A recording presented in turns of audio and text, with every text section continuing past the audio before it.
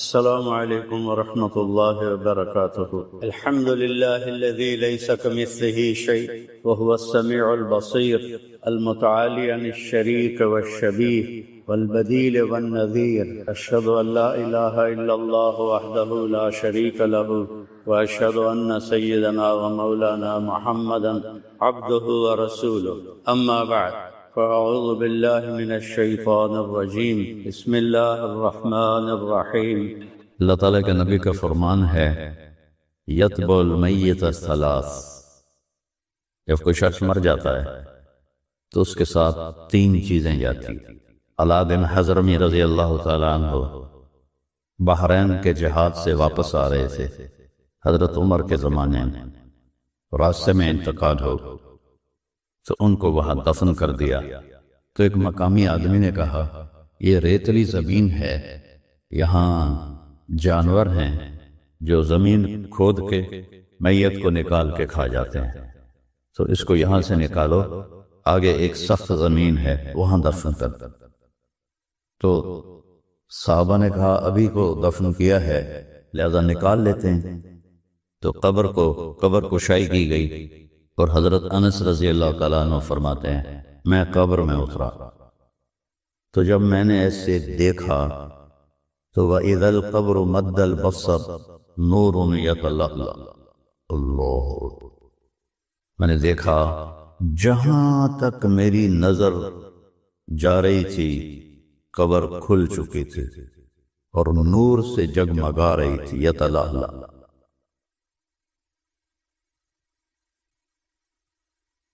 اللہ تعالیٰ کے نبی کا فرمان ہے یتبع المیت الثلاث، جب کوئی شخص مر جاتا ہے تو اس کے ساتھ تین چیزیں جاتی: اہلہ ومالہ و اولادہ.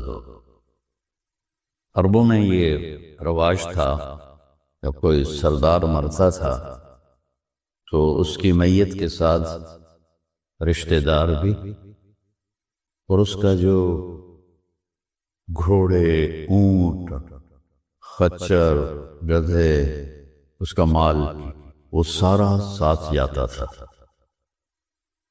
اور رشتہ دار بھی. اور تیسرا فرمایا عمل بھی. تو یرجع اثنان و یبقی واحد، دو تو واپس چلے جاتے ہیں جو اس کا ساز و سامان ہوتا ہے. یہ قدیم زمانے میں یہ رسم تھی، وہ بھی واپس چلا جاتا ہے، رشتہ دار بھی چلے جاتے ہیں، عمل باقی رہ جاتا ہے. تو اگر وہ اچھا ہے تو کامیاب ہے، اور برا ہے تو قبر سے خوفناک منظر کوئی نہیں ہے. میرے نبی نے فرمایا کہ میں نے قبر سے خوفناک منظر کوئی نہیں دیکھا، میرا جی چاہتا ہے میں تمہیں عذاب قبر دکھا دوں لیکن پھر تم اپنے میتوں کو دفن کرنا چھوڑ دو. لیکن اگر وہ اپنے عمل کو ساتھ لے کر گیا ہے تو علا بن حضرمی رضی اللہ تعالی عنہ بحرین کے جہاد سے واپس آ رہے تھے حضرت عمر کے زمانے میں. راستے میں انتقال ہو تو ان کو وہاں دفن کر دیا. تو ایک مقامی آدمی نے کہا یہ ریتلی زمین ہے، یہاں جانور ہیں جو زمین کھود کے میت کو نکال کے کھا جاتے ہیں، تو اس کو یہاں سے نکالو، آگے ایک سخت زمین ہے وہاں دفن کر. تو صحابہ نے کہا ابھی تو دفن کیا ہے لہذا نکال لیتے ہیں. تو قبر کشائی کی گئی اور حضرت انس رضی اللہ تعالیٰ عنہ فرماتے ہیں میں قبر میں اترا تو جب میں نے ایسے دیکھا تو وَإِذَا الْقَبْرُ مَدَّ الْبَصَرُ نُورٌ يَتَلَأْلَأُ. اللہ، میں نے دیکھا جہاں تک میری نظر جا رہی تھی قبر کھل چکی تھی اور نور سے جگمگا رہی تھی. یتلألأ. اور اس سے عجیب بات میت غائب تھی، اللہ نے اس کو غائب کر دیا. ایسے ہی ایک واقعہ حضرت خبیب رضی اللہ عنہ کے ساتھ پیش آیا جب ان کو اہل مکہ نے شہید کیا تو 40 دن ان کی لاش لٹکی رہی اور اس کا ایک ذرہ بھی جسم کا خراب نہیں ہوا، تر و تازہ۔ تو آپ نے حضرت علی اور حضرت مقداد کو بھیجا کہ جاؤ اس کی میت کو لے کے آؤ۔ تو جب انہوں نے اتار لی تو قریش کو پتہ چل گیا، وہ پیچھے بھاگے، یہ آگے بھاگے۔ جب دیکھا کہ وہ سر پہ آ گئے ہیں تو انہوں نے میت کو زمین پہ رکھا اور تلواریں نکال لی۔ تو جب وہ قریش حملے کے لیے آئے تو ایسے زمین پھٹی اور میت اس میں غائب ہو گئی۔ تو قریش کہنے لگے ہماری تو لڑائی اس کی وجہ سے تھی، تم سے تو ہمارا کوئی مقصد نہیں تھا، وہ تو غائب ہو گئی، واپس چلے گئے۔ تو جب عمل اچھا ہوتا ہے آگے پورا نظام ہے۔ دیکھو نا، اللہ نے اپنے نبی کو بیڈ روم میں نہیں سلایا، موت کے بعد قبر میں ڈالا۔ تو اگر اللہ راضی ہے تو قبر مزے کی چیز ہے، کوئی خوفناک چیز نہیں ہے۔ اور وہاں مجھے 4-5 سال پہلے روضہ مبارک کے انجینئر ملے، انہوں نے آ کے مجھے وہ سارا نقشہ دکھایا کہ جہاں ہم کھڑے ہو کے سلام پیش کرتے ہیں وہ آپ کی قبر مبارک اس سے 30 فٹ نیچے ہے۔ تو بھرائی ہوتی رہی، مدینے کی زمین اوپر ہوتی گئی، قبر نیچے 30 فٹ نیچے ہے۔ تو آپ نے کہا بیٹی میں اندر آ جاؤں، میرے ساتھ عمران ابن حسین بھی ہیں، ایک صحابی۔ حضرت فاطمہ نے کہا یا رسول اللہ میرے گھر میں چادر کوئی نہیں پردہ کرنے کے لیے۔ چادر کوئی نہیں؟ کون؟ جنت کی عورتوں کی سردار۔ آپ نے اپنی چادر اتار کے اندر دی، انہیں اپنے آپ کو لپیٹا، آپ اندر آئے۔ کہا کیا ہوا بیٹا؟ تو آپ کے سینے پہ سر رکھ کے رونے لگی۔ یا رسول اللہ بھوک ہے، روٹی کوئی بیماری ہے دوا۔ بیٹی کے آنسو مار دیتے ہیں والدین کو، بیٹیوں والے ہیں۔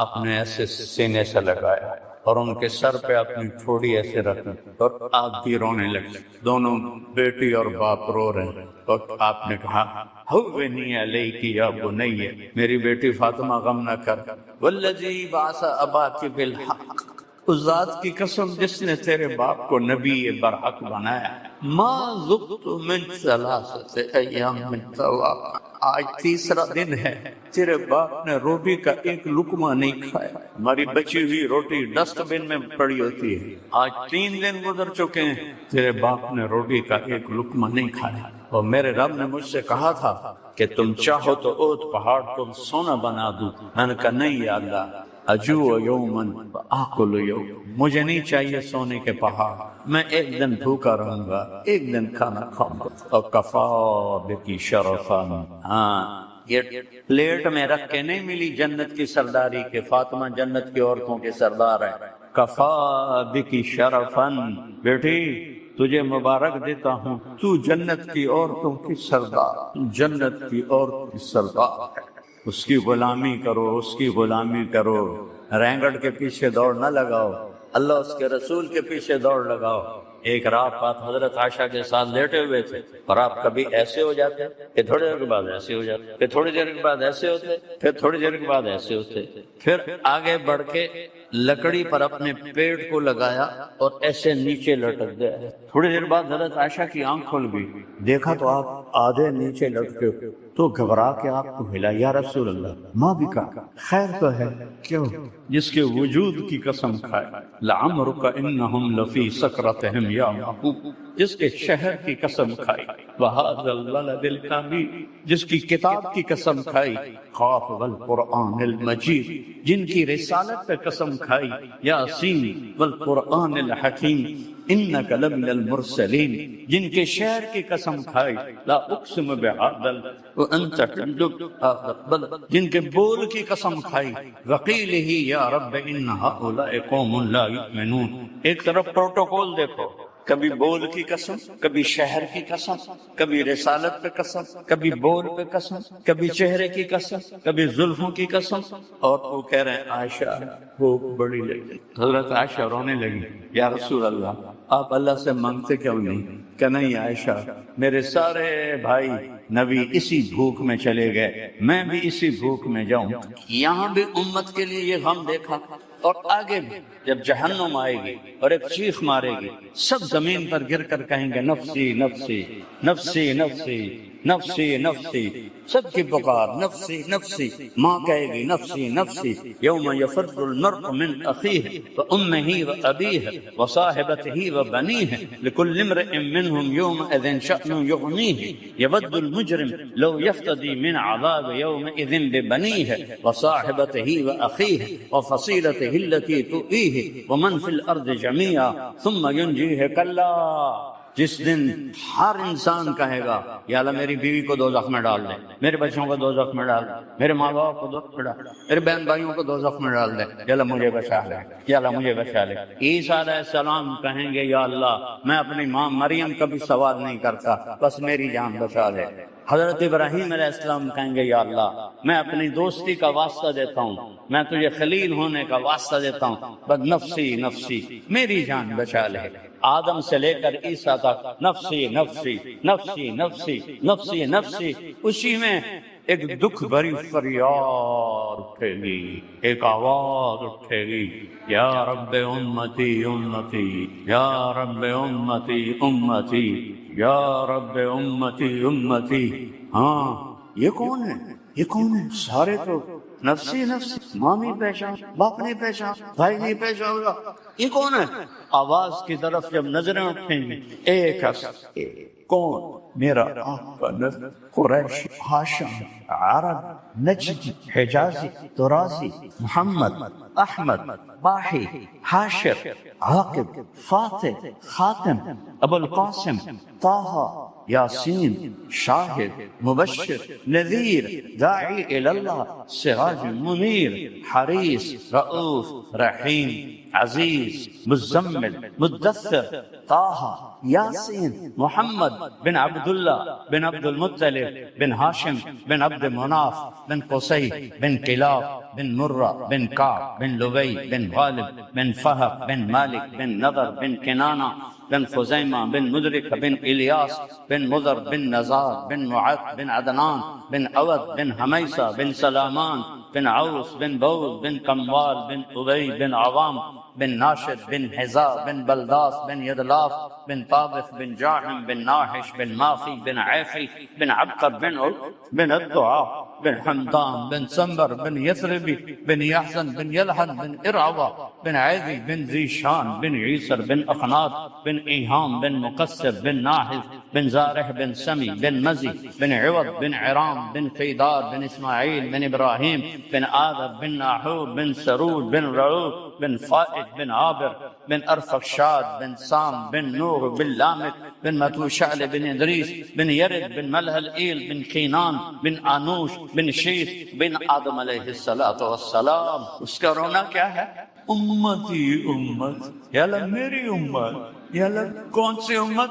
جنہوں نے شراب کے اڈے چلائے، جنہوں نے زنا کے اڈے چلائے، جنہوں نے جوے کے اڈے چلائے، جنہوں نے سود پہ کاروبار، جنہوں نے ظلم و ستم کیے، جنہوں نے نمازیں چھوڑی، جنہوں نے روزے چھوڑے، ماں باپ کو تنگ کیا، بیوی بچوں کو تنگ کیا، بھائیوں کے حق مارے، لوگوں کے حق مارے، ساری زندگی جھوٹ بولے، کوئی خیر کا کام نہ کیا، خنجر دو دھاری خنجر لے کر نبی کے سینے میں اتارا. ہر وار نبی کے سینے پر ہے. جب امتی جھوٹ بولتا ہے تو نبی کے سینے میں جا کے وار پڑتا ہے. جب وہ ظلم کرتا ہے نبی کے سینے پہ، کچھ تو سوچو کدھر جا رہے ہو اور کیا کر رہے ہو. یا تو اللہ کی جنت کو آگ لگا دو اور اللہ کی دوزخ کو پانی سے بجھا دو، یا جو مرضی کرنا ہے کر دو، یا مرنے سے انکار کر دو، یا اسرائیل کے ساتھ ٹکر لے لو نہیں مردہ میں، یا قبر میں جانے سے انکار کر، یا محشر میں کھڑے ہونے سے انکار کر، یا اللہ کی آگ بجھا دو، یا اللہ کی جنت کو آگ لگا دو، جو مرضی کرنا ہے کر دو. لیکن جب ایسا نہیں ہے الجنت حق والساعۃ حق والنار حق والساعۃ آتیۃ لا ریب فیہا وانہ یبعث من فی القبور فریق فی الجنت وفریق فی السعیر. جب یہ ہو کے رہنا ہے کہ مجھے مرنا ہے، آپ کو مرنا ہے، جب یہ ہو کے رہنا ہے کہ قبر میں جانا ہے، محشر میں اٹھنا ہے، حساب کتاب ہونا ہے، ترازو تولا جائے گا، کوئی جہنم کی طرف دھکیلا جائے گا، کوئی جنت کی طرف جائے گا. کیا یہ آسان ہے؟ تھوڑی سی زندگی ہے، محمدی بن کے گزار لو، تھوڑی سی. اپنے نبی کی سنت کو اپنا طریقہ بنا تو قیامت کے دن اللہ کا نبی ہمارا استقبال کرے، کیا بڑی بات ہو. جنت ہمارے لیے کھول دی جائے، کیا بڑی بات ہو. آپ نے فرمایا سب سے پہلے میں جنت میں داخل ہوں اور میری ساتھ میری امت کے غریب لوگ جائیں اور مالدار لوگ پیچھے ہوں، غریب لوگ آگے ہوں، اور نیچے سے لے کر اوپر تک جنت الفردوس تک اللہ تعالیٰ نے پوری جنت کو مٹی سے نہیں بنایا، سونے اور چاندی سے. لبنۃ من ذہب، ایک اینٹ سونے کی، لبنۃ من فضہ، ایک اینٹ چاندی کی، لبنۃ من یاقوت، ایک اینٹ یاقوت، لبنۃ من لؤلؤ، ایک اینٹ موتی کی، لبنۃ من زمرد، ایک اینٹ زمرد کی، ملاۃ المسک، اس میں مشک کا گارا، وسقفہا عرش الرحمن، اور اللہ کا عرش اس کی چھت ہے، وعشیشہا زعفران، اور اس کی گھاس زعفران ہے، وترابہا العنبر، اس سے جو مٹی اڑتی ہے وہ عنبر ہے، انہار من ماء غیر آسن، یہ دریا ہے پانی کے جو پانی گندا نہیں ہوتا. انہار من لبن لم يتغیر طعمہ لم یخرج من بطون الماشیہ، یہ دودھ کے دریا ہیں جو گائے سے نہیں نکلا، بھینس سے نہیں نکلا. انہار من خمر لذۃ للشاربین، شراب کے دریا ہیں. انہار من عسل مصفى، اور شہد کے دریا ہیں. اور پھر قاسم من معین، ایک معین کا چشمہ، ایک زنجبیل کا چشمہ، ایک کافور کا چشمہ، سب سے اعلیٰ تسنیم کا چشمہ. ان الابرار یشربون من کأس کان مزاجها کافورا. جنت کے یہاں تو کا شراب حرام ہے، آگے تین مجالس بتا رہا ہے. نیچے جنت، ان الابرار یشربون من کأس کان مزاجها کافورا، جنت والے جنت کی شراب پیئیں گے کافوری خود اٹھا کر. اب بوفے سمجھنا، بوفے سسٹم جانتے ہو کہ کھانا لگا ہوتا ہے، جاؤ بھائی کھا لو. یہ نیچے والی جنت، ادھر بھی نوکر ہیں لیکن اللہ 3 درجے بتا رہا ہے. پہلا درجہ یشربون من کأس کان مزاجها کافورا، اس سے اوپر درجہ یسقون فیہا کأسا کان مزاجها زنجبیلا، وہاں ان کو پلایا جائے گا، وہ خود نہیں پئیں گے، پلایا جائے گا. کون پلائیں گے؟ ولدان مخلدون اذا رأیتهم حسبتهم لؤلؤا منثورا واذا رأیت ثم رأیت نعیما وملکا کبیرا. خوبصورت لڑکے. اور کون پلائیں گے؟ حور عین، جنت کے حور جو 7 سمندر میں تھوک ڈالے تو سمندر شہد سے زیادہ میٹھا ہو جائے گا. 7 سمندر میں ایسے تھوک ڈال دے، اس کو تھوک آتا نہیں ہے. جنت کی عورت کو تھوک نہیں آتا لیکن وہ ایسے ہی زور لگا ایسے کر دے تو 7 سمندر لکان ماؤها احلی من العسل، 7 سمندروں کا پانی شہد سے زیادہ میٹھا ہو جائے گا. سطح نور فی الجنہ، جنت میں نور کی چمک. رفعوا ابصارهم، ارے بھائی یہ نور کیسا ہے؟ فاذا هم من فقر حوراء ضحكت في وجه زوجها، جنت کی ایک حور مسکرائے گی. تیسرا درجہ سب سے عالی وی وی آئی عوام الناس یشربون، خود پی رہے ہیں. متوسط درمیانے لوگ، میڈیا کر. یسقون، ان کو پلایا جا رہا ہے. خدام، غلمان، جنت کی عورت سورج کو یہ اتنا حصہ دکھا دے تو سورج نظر نہیں آئے گا تو اس کا چہرہ کیسا. اور ایمان والی عورت اس عورت سے 70,000 گنا زیادہ خوبصورت ہوگی، اس کا حسن کیسا ہو. اور ایک وی وی آئی تھی، سنو بھائی، وی آئی وہ کون ہے؟ وَسَقَاهُمْ يَشْرَبُونَ من کأس، پہلا درجہ. دوسرا یسقون فیہا کأسا، انہیں پلانے والے ہیں. کون؟ نوکر، حوریں، بیویاں. ایک تیسرا درجہ وہاں کیا ہے؟ وسقاہم ربہم شرابا طہورا، وسقاہم ربہم شرابا طہورا. وہاں اللہ انہیں پلائے گا. وہ کہیں گے یا اللہ یہ پروٹوکول ایسا تو ہمیں پلا رہا ہے، تو اللہ کہیں گے ان ھذا کان لکم جزاء، یہ تمہاری محنت کا بدلہ ہے جو کوالالمپور میں تم نے زندگی گزاری، وکان سعیکم مشکورا، ہم نے تمہاری محنت کو قبول کیا۔ سب سے بڑا درجہ ہے جب اللہ تبارک و تعالی خود پلا رہا ہو اور پھر ہر ایک سے پوچھے گا ہل رضیتم، میرے بندو راضی ہو؟ راضی ہو؟ وہ کہیں گے یا اللہ بڑے راضی، وما لنا لا نرضى، ہم کیوں نہ راضی ہوں، آپ نے ہمیں جنت دے دی۔ اللہ کہے گا افلا اوتیکم بافضل من ذالکم، اب میں تمہیں جنت سے اعلیٰ چیز دوں؟ تو وہ پوچھیں گے یا اللہ وہ کیا ہے، جنت سے اعلیٰ کیا ہے؟ تو اللہ فرمائیں گے احل علیکم رضوانی فلا اسخط علیکم ابدا، میں تم پہ ہمیشہ کے لیے راضی ہو گیا، اب کبھی ناراض نہیں۔ یہ انتہا ہے، جاؤ موت مر گئی، بڑھاپا مر گیا، بیماریاں مر گئیں، دکھ درد مر گئے، لڑائیاں ختم ہو گئیں، نفرتیں ختم ہو گئیں، پیشاب پخانہ ختم ہو گیا۔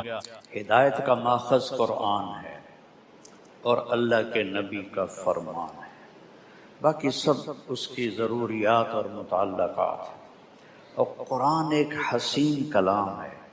جب یہ بچہ سبح للہ پڑھ رہا تھا تو مجھے قرآن کی ایک بڑی حسین چیز یاد آئی کہ گردان میں پہلے مصدر ہوتا ہے، پھر ماضی ہوتا ہے، پھر مضارع ہوتا ہے اور پھر امر ہوتا ہے، ٹھیک ہے؟ ٹھیک ہے نا؟ اللہ نے پہلی سورت شروع کی سبحان الذی اسری، مصدر سے، بعبدہ لیلا من المسجد الحرام الى المسجد الاقصی، آگے ماضی سے شروع کی سبح للہ ما فی السماوات والارض وہو العزیز، کیا کہا گیا؟ العزیز الحکیم ہے، یہ کیا ہے؟ پھر مضارع کی طرف بڑھے یسبح للہ ما فی السماوات وما فی الارض، اس کے بعد امر کی طرف بڑھے سبح اسم ربک الاعلی، سبحان، سبح، یسبح، سبح۔ یہ وہ حسن قرآن ہے جو ہمارے طلبہ نہیں جانتے، اس لیے قرآن پڑھ کے ان کے دلوں میں کوئی حرکت نہیں ہوتی، وہ اوپر سے گزر جاتا ہے۔ پھر ایک اور بات مجھے تلاوت میں ذہن میں آئی کہ ہر نبی نے اپنی قوم کو کہا یا قوم، وَإِلَىٰ ثَمُودَ أَخَاهُمْ صَالِحًا قَالَ يَا قَوْمِ اعْبُدُوا اللَّهَ وَإِلَىٰ هُودَ أَخَاهُمْ صَالِحًا قَالَ يَا قَوْمِ اعْبُدُوا اللَّهَ، موسیٰ علیہ السلام یا قوم لم تؤذوننی، ٹھیک ہے؟ لیکن عیسیٰ علیہ السلام نے کہیں بھی یا قوم نہیں فرمایا، ہمیشہ یا بنی اسرائیل فرمایا۔ یہ ابھی جو بچہ تلاوت کر رہا تھا تو میرا ادھر ذہن گیا، یا بنی اسرائیل سے خطاب کیا ہے پورے قرآن میں، یا قوم، کیونکہ عیسیٰ علیہ السلام کے والد کوئی نہیں ہے، نسب باپ سے چلتا ہے، وہ بنو اسرائیل سے نہیں ہیں، وہ تو روح من روح اللہ ہے۔ تو یہ دیکھو قرآن کی کتنی خوبصورتی ہے کہ عیسیٰ علیہ السلام نے ایک دفعہ بھی یا قوم نہیں فرمایا، بلکہ یا بنی اسرائیل، یا بنی اسرائیل۔ تو بیٹو اللہ نے پہلا لفظ فرمایا ہے ہدن، ذالک الکتاب لا ریب فیہ ہدن للمتقین، کسی کتاب کے لیے ہدن للمتقین نہیں، ہدن للناس، کسی کتاب کے لیے ہدن للناس نہیں ہے۔ تو میری عادت ہے کہ تفسیریں بہت بڑی بڑی ہیں اور آج کے زمانے میں ان سے روشنی ملنی بہت ڈھونڈنا پڑتا ہے، تو اللہ مجھے توفیق دیتا ہے، میں الفاظ پہ غور کرتا ہوں، پھر ان کو لغت میں دیکھتا ہوں، اس سے کچھ سمجھ میں آ جائے تو بیان کر دیتا ہوں۔ میں نے کہا یہ خدا کا مطلب دیکھنا چاہیے، کتنے مطلب، تو وہ لغت میں دیکھا ایک مطلب جو بہت خوبصورت لگا، ہدا سمندر میں پہاڑ کی ابھری ہوئی چوٹی کو کہتے ہیں جو دھوپ سے روشن ہو جاتی ہے۔ عرب سمندر سے ڈرتے تھے، باہری سفر بہت کم کرتے تھے۔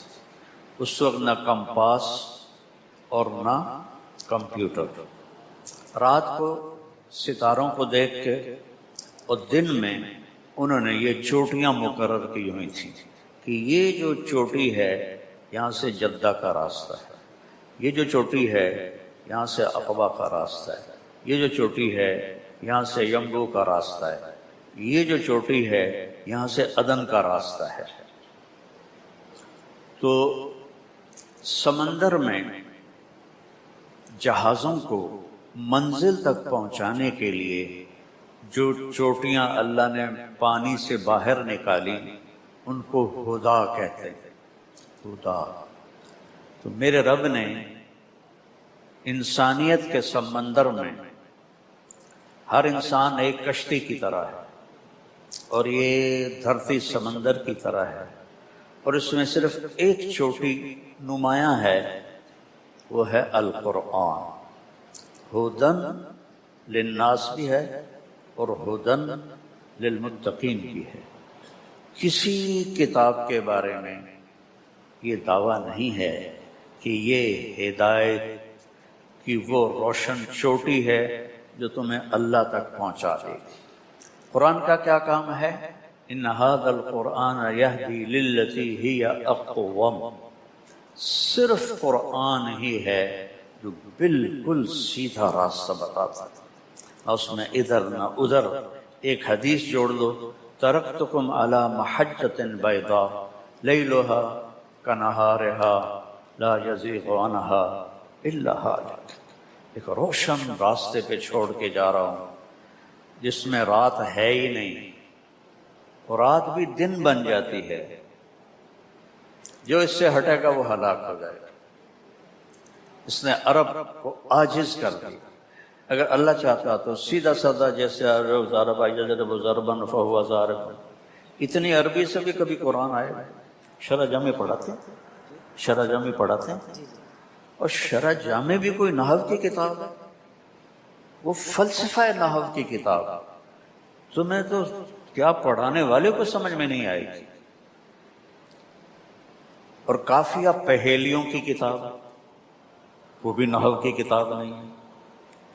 تمہارے نصاب میں صرف ایک کتاب ہے نحو کی، وہ ہے ہدایت النحو، اور وہ مجھے نو کے جیسے سورۃ فاتحہ نہیں پڑھتے ایسے ہدایت النحو کو میں شروع سے آخر تک ختم کر دیتا زبان میں، اور میں منطق کے سخت مخالف ہوں، لیکن مرقات مجھے زبانی یاد تھی اور میں نے اپنے ہاتھوں سے لکھی تھی، پوری عربی عبارت اپنے ہاتھوں سے لکھی تھی۔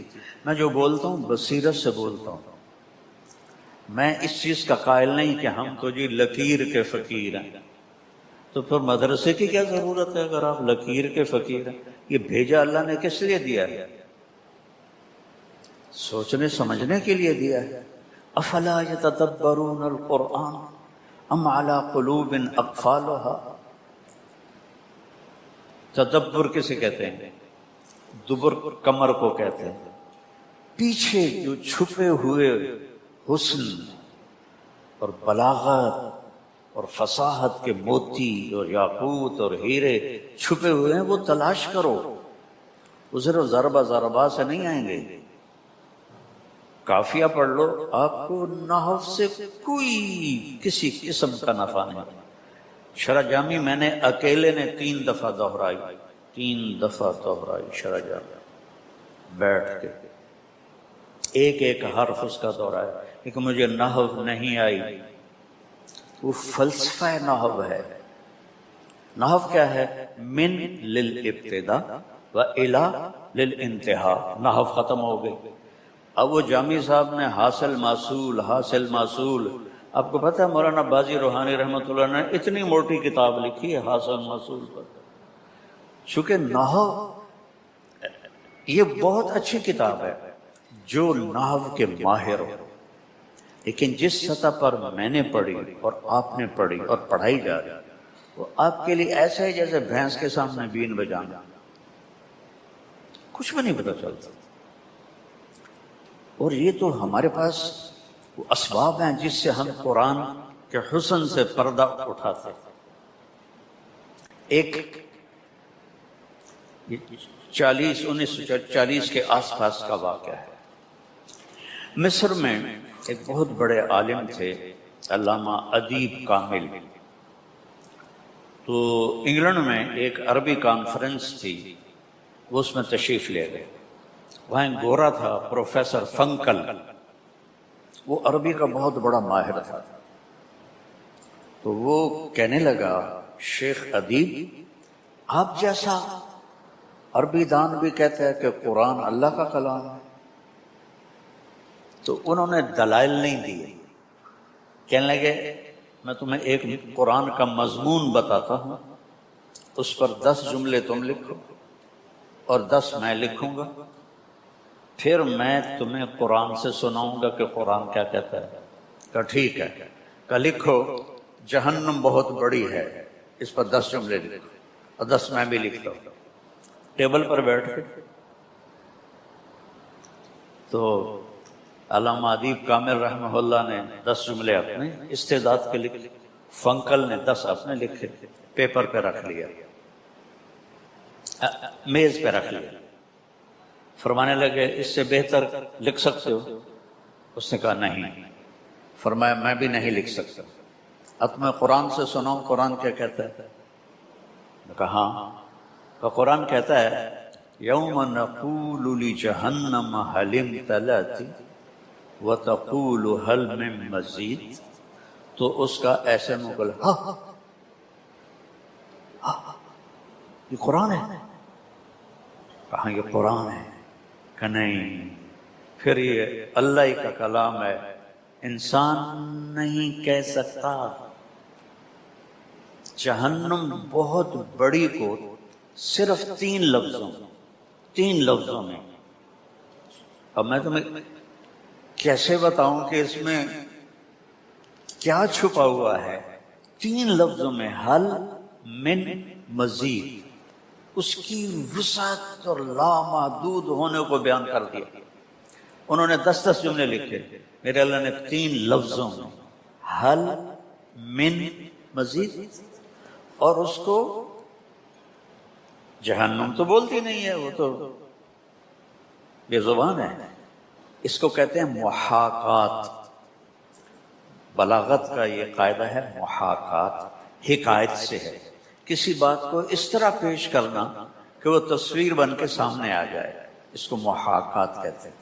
تو یہ یہاں اللہ تعالیٰ نے جو بلاغت کا قاعدہ ہے محاکات وہ استعمال کیا ہے کہ جہنم ایسے کھڑی ہوئی ہے جیسے وہ جاندار بھی ہے، اس کی زبان بھی ہے، اور وہ کہہ رہی ہے حل من مزید، حل من مزید.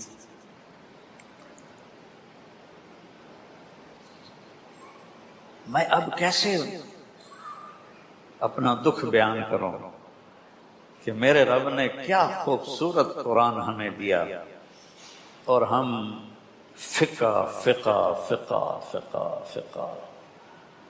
پرائیویٹ میں داخل ہوئے، پہلے بہشتی زیور، اس کے بعد جناب منیت المسلی، پھر نور الایضاء، پھر قدوری، پھر کنز، پھر ہدایہ، پھر شرح وقایہ، پھر حسامی، نور الانوار. اتنی کتابیں فقہ کی. فقہ تو ایک قانون ہے.